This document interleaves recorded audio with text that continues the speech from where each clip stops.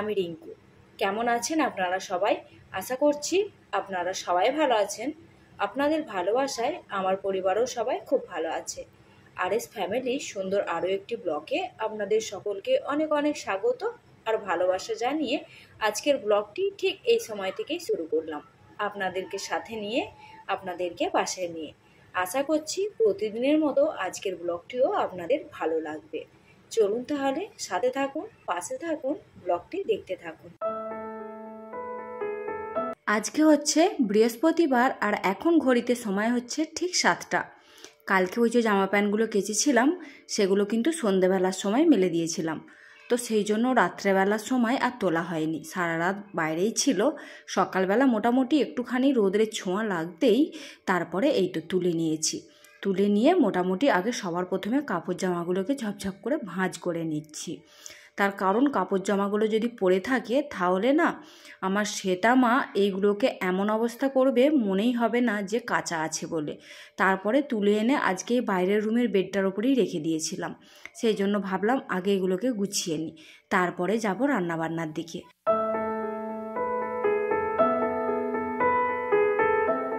অন্যান্য দিনের তুলনায় কিন্তু আজকে মৌসুমটা খুবই সুন্দর হয়ে আছে। তার কারণ কালকে রাত্রেবেলা বেশ হাওয়া দিচ্ছিল, আর হাওয়াটা অন্যান্য দিনে যেমন গরম হাওয়া দেয় কালকে কিন্তু বেশ ঠান্ডা ঠান্ডা হাওয়া দিচ্ছিল। অবশ্য এখন সকালবেলা এখনও কিন্তু একটা মিষ্টি ঠান্ডা হাওয়া মনে হচ্ছিল যেন হয়তো রাত্রেবেলা বৃষ্টি হয়েছে, তবে আমাদের এখানে তো হয়নি। আমাদের এখানে হলে কিন্তু অসুবিধা হয়ে যেত, তার কারণ রাত্রেবেলা জামা কাপড়গুলো বাইরেই রয়ে গিয়েছিলো। তো যাই হোক, এখানে হয়নি, হয়তো কোথাও হয়েছে, সেই ঠান্ডা হাওয়াটা এদিকে দিচ্ছে। সত্যি কথা বলতে অনেক দিন পরে মনে হচ্ছে যেন একটুখানি প্রাণ ফিরে পেয়েছি। এত ভালো লাগছে আজকের মৌসুমটা যে কি বলবো। তো যাই হোক, আপনাদের সাথে বকবক করতে করতে কিন্তু জামা প্যান্টগুলো সমস্তটা গুছিয়ে ভাঁজ করে নিলাম। আর অনেকটা পরিমাণে জামা কাপড় দেখতেই পাচ্ছেন। তো যাই হোক, মোটামুটি সময় অনেকটাই লাগলো, আর এখন ঘড়িতে সময় হয়ে গেছে কিন্তু 8:30। এর মধ্যে আমি ভাতটা বসিয়ে দিয়েছি আর সবজি পাতিগুলো কেটে এই তো একটুখানি বানিয়ে নেব আজকে পটল চিংড়ি। সেই জন্য সবার প্রথমে পটলটাকে নুন আর হলুদ দিয়ে ভালো করে একটু লাল লাল করে ভেজে নেব। আর আমি কিন্তু এই রেসিপিটা সত্যি কথা বলতে অনেকবার দেখেছি, খেয়েছি, কিন্তু নিজের হাতে কোনো দিন বানাইনি। তবে সেরকম কিছুই আমি মশলাপাতি দেব না, একদম সিম্পলভাবে বানাবো। যদিও আজকে মৌসুমটা এখন সকালবেলা ঠিক আছে, কিন্তু দুপুরবেলা যে কি হবে বলা যাবে না। রোদ ওঠার সাথে সাথে কিন্তু মানে সূর্যের তাপমাত্রাটাও প্রচণ্ড পরিমাণে বেড়ে যায়। সেই জন্য কিন্তু সব কিছু মেনটেন করেই এখন খাওয়া দাওয়াটা করতে হচ্ছে। তার কারণ একটুতেই দেখছি শরীর কিন্তু খারাপ হয়ে যাচ্ছে। তো যাই হোক, একদম রিচ করব না, মোটামুটি হালকা পাতলা করে ঝোলটা রান্না করব। এরই মধ্যে ভাতটা কিন্তু হয়ে গেছে, ভাতের ফ্যানটা ঝরিয়ে দিলাম। আর এই দিকে কিন্তু আমার পটলগুলোও সুন্দর করে ভাজা হয়ে গেছে, আর সাথে চিংড়ি মাছগুলোকেও ভালো করে ভেজে নিলাম। আর যাই হোক, চিংড়ি মাছের সবজি কিন্তু যে কোনো সবজিতে আমি দেখেছি এত পরিমাণে টেস্ট বাড়িয়ে দেয় যে কি বলবো। সেদিনে যে মানে কয়টা মাছ দিয়েছিলাম, ওই বেগুন আলুর সবজি বানিয়েছিলাম একদিন, সেদিনে কয়টা মাছ ভেজে সবজিটার সাথে ফুটিয়ে নিয়েছিলাম। এত টেস্টি হয়েছিল যে কি বলবো। আমার মা অবশ্য বলছিল যে এই চিংড়ি মাছের সবজি তুই যে কোনো সবজিতে দিয়ে করবি এত টেস্ট হবে যে ভোলার মতো না। আর কথাটা কিন্তু সত্যিই তাই দেখছি। আপনারা হয়তো শুনে একটু অবাকই হবেন যে আমরা চিংড়ি মাছ খাই না। সত্যি কথা বলতে দেশে বাড়িতে গেলে খাই, কিন্তু এখানে সচরাচর পাওয়া যায় না। আবার পাওয়া গেলে মানে অনাপনা দাম নেই। যেমন ধরুন এইটা আমি সস্তায় পেয়েছি বলেই কিন্তু নিয়েছি, আর না হলে 800 টাকা 1000 টাকা করে কেজি বলে। সেখানে অত টাকা দিয়ে মাছ খাওয়াচ্ছে, আমার হাজব্যান্ড বলে এর চাইতে মাটন খাওয়া ভালো।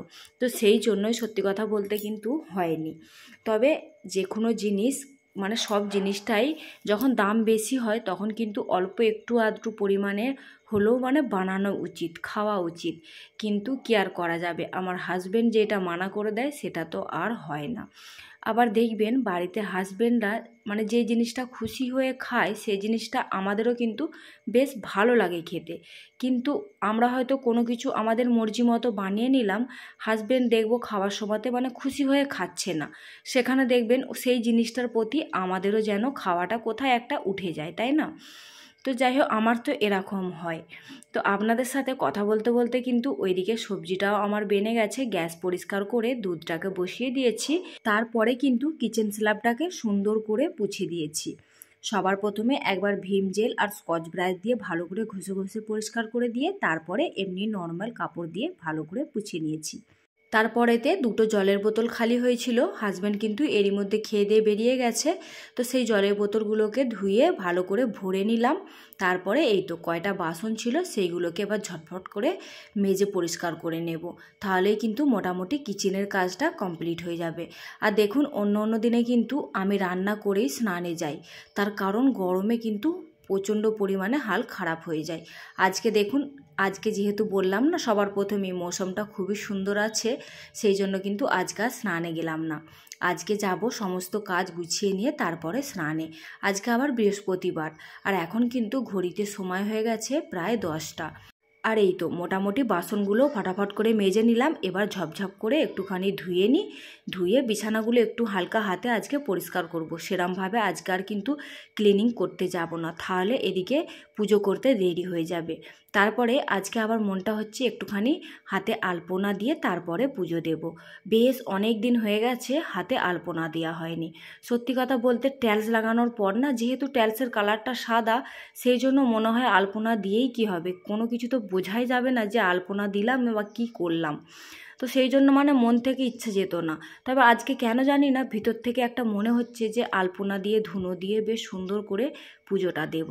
তো যাই হোক, মোটামুটি আপনাদের সাথে কথা বলতে বলতে কিন্তু সমস্ত বাসনগুলোও ধুয়ে নিলাম আর সিঙ্কটাকেও সুন্দর করে পরিষ্কার করে দিলাম।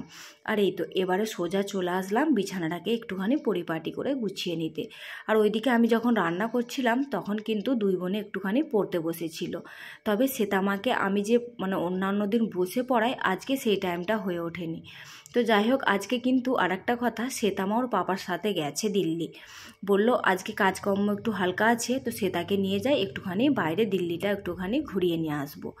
তো সেই জন্য কিন্তু আজকে বাড়িটাও ফাঁকা ফাঁকা, আর আপনারাও কিন্তু ব্লগের মাঝে আমার শ্বেতামাকে দেখতে পাবেন না, তার কারণ ও তো বাড়িতেই ছিল না। এরই মধ্যে কিন্তু বন্ধুরা আমি ওকে 4বার ফোন করে নিয়েছি যে কোথায় পৌঁছালো, কত দূরকে গেল, কি করছে। তো 2বার তো ভিডিও কল করেছি, গাড়িতে দেখছি মাতারানী আমার ঘুমাচ্ছে। তো যাই হোক, মোটামুটি দোকানে পৌঁছে গেছে আর এখন ফোন দেখছে, ওই জন্য আর ডিস্টার্ব করবো না। আর এই তো মোটামুটি ওই দিকের বিছানাটাকে গুছিয়ে নিলাম, আর এইদিকে এবারে বেডটাকে সুন্দর করে এবার টান টান করে একটুখানি গুছিয়ে দেব। তার কারণ সেটা আমার সকালবেলা যেহেতু বলছি না আজকে ঠান্ডা ঠান্ডা হাওয়া দিচ্ছিল, সেই জন্য কিন্তু ছাদের থেকে এসে আবার নিচেতে এই বিছানার ওপরে শুয়েছিল। তারপরে ঘুম ভেঙে যেতে একটুখানি ম্যাচিসের ডিব্বা রাখা ছিল, সেই ম্যাচিসের ডিব্বাটাকে খুলে পুরো ম্যাচিস কাটি বিছানাময় করে রেখেছিল। তো যাই হোক, সবটা গুছিয়ে সুন্দর করে পরিপাটি করে বিছানাটা টান টান করে দিলাম, দিয়ে জায়গার জিনিস জায়গায় সুন্দর করে রেখে দিলাম। তাহলে বন্ধুরা, আজকে আমার এই পর্যন্ত ব্লগটি আপনাদের কেমন লাগলো অবশ্যই কিন্তু একটা কমেন্ট করে জানাতে ভুলবেন না। যদি একটু বেশি ভালো লেগে থাকে তো প্লিজ একটা লাইক করে দেবেন। আর যদি আমার কোনো নতুন বন্ধু আজকে আমার ব্লগটি দেখে থাকেন, আপনাদের কেমন লাগলো যদি ভালো লেগে থাকে তো প্লিজ একটা লাইক করে চ্যানেলটিকে সাবস্ক্রাইব করে আমাকে এই ইউটিউব পরিবারে একটুখানি জায়গা করে নিতে সাহায্য করবেন। আর যারা অলরেডি এই কাজটা করে রেখেছেন তাদের তো অনেক অনেক ধন্যবাদ আর ভালোবাসা জানাচ্ছি। আর এই তো মোটামুটি ঝাড়ু লাগিয়ে পোছা লাগিয়ে স্নানটা সেরে নিয়েছি। তারপরে এই যে বললাম না আলপনা দিতে ইচ্ছা করছিল, তো যাই হোক এইখানটাতেই দেখলাম আলপনাটা দিলে একটুখানি ফুটে উঠবে, তার কারণ এখানে টাইলস লাগানো নেই। আর সিমেন্টের কালারটা যেহেতু কালো, সেহেতু কিন্তু আলপনাটা এখন ভিজে অবস্থাতেই এত সুন্দর লাগছে, ফুটে গেলে কিন্তু মানে শুকিয়ে গেলে জিনিসটা আরও ফুটে উঠবে, আরও সাদা হয়ে যাবে, তখন দেখতে আরও ভালো লাগবে। বেশ কয়েক মাস পরে এই আলপনা দিলাম, কেমন হয়েছে ডিজাইনটা অবশ্যই কিন্তু একটা কমেন্ট করে জানাবেন। আপনাদের মিষ্টি মিষ্টি কমেন্টগুলো কিন্তু বেশ ভালো লাগে পড়ে রিপ্লাই দিতে। তারপরেতে আপনারা যে আজকাল আমাকে এতটা ভালোবাসা দিচ্ছেন আর একটু একটু করে ইউটিউব পরিবারে জায়গা করে নিতে সাহায্য করছেন, তার জন্য কিন্তু সত্যি অনেক অনেক ধন্যবাদ আপনাদেরকে। চলুন এবার তাহলে পুজোটা দিয়ে নিই, তারপরে আসছি।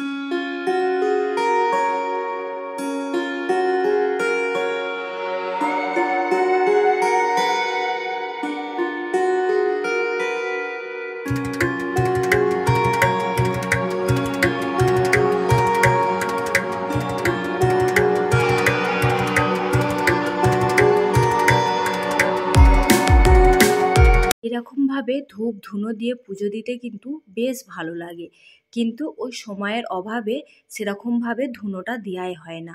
তো যাই হোক, পুজোটা মোটামুটি দিলাম। আজকে মনটা সত্যি কথা বলতে বন্ধুরা খুব ভালো লাগছে। এখন ঘড়িতে সময় হয়ে গেছে 1টা 10। এবারে লাঞ্চটা সেরে নেব আর আপনাদেরকে টাটা বলে বিদায় জানাবো।